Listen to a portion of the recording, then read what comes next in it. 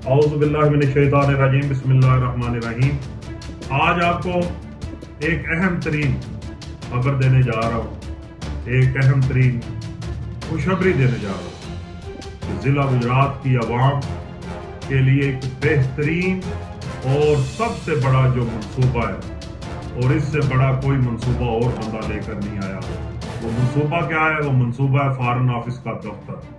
Foreign office का दफ्तर अल्हम्दुलिल्लाह सुम्मा अल्हम्दुलिल्लाह आपके जिला गुजरात में, आपके शहर गुजरात में कोई और नहीं, चौधरी कमर जमान कायरा साहब ने मंजूर करवाया और उस पर बाकायदा काम होना शुरू हो गया है। और वो चंद दिनों में बाकायदा उसका ऑफिस पर काम, उसमें प्रॉपर काम शुरू हो जाएगा।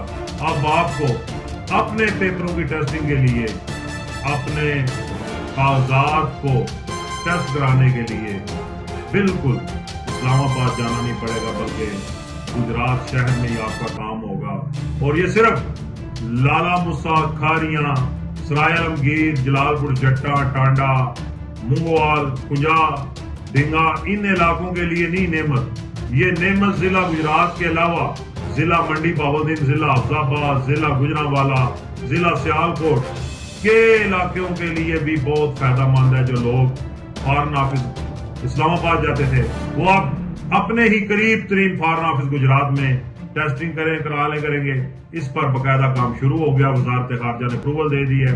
आज के दिन मैं चौधरी कमर जमान कायरा और कायरा बरादरान को इस मौका पर सलाम अकीदत पेश करता हूँ, खराज तहसीन पेश करता हूँ कि जिन्होंने इस जिला गुजरात को ना सिर्फ नाम दिया अपने किरदार से, अपने इखलाक से, बल्कि उन्होंने अब इसमें एक बहुत बड़ा मंसूबे का आगाज किया है।